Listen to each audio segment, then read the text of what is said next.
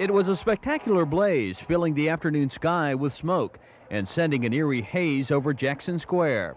The fire apparently started on the top floor of the historic building. Linda Barbie was working in the museum store at the time. And when we walked out in the square and we turned around and we looked at the cupola of the Cabildo, it was absolutely unbelievable, and I still cannot believe it. Eyewitness News anchor Leo Honeycutt was also in Jackson Square with his family.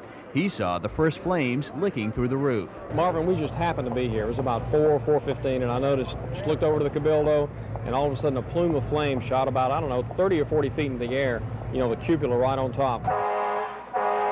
In minutes, the entire roof of the building was engulfed in flames. Firemen fought the blaze with 9 pumper trucks, sending in streams of water. Also spraying down nearby St. Louis Cathedral, which was separated from the inferno by an 11-foot alley. The fire was in advanced stages. We were overwhelmed by it. The guys tried to stay in there, but it forced us out. By early evening, firemen had the blaze under control. That's when the damage assessment began. Volunteers then began the task of removing the scores of priceless artifacts. It's a view of New Orleans from the river. You saved it. In 1765, the firemen saved it. I just carried it out. The painting depicting the signing of the Louisiana Purchase and other artifacts were moved to nearby Presbytere, some showing obvious water damage.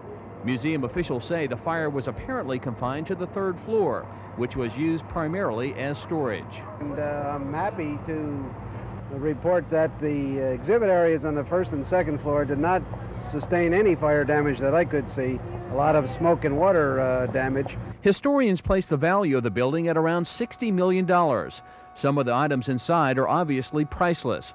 But while the damage was extensive, the man who directed a major renovation of the Cabildo in the 1960s says it can be repaired. Oh, it is. All it's going to take is money, but it's going to be an expensive thing, and it's going to have to depend on how. I think it certainly ought to be restored to what it was before the fire. I'm Marvin McGraw, Channel 2 Night Desk News, New Orleans.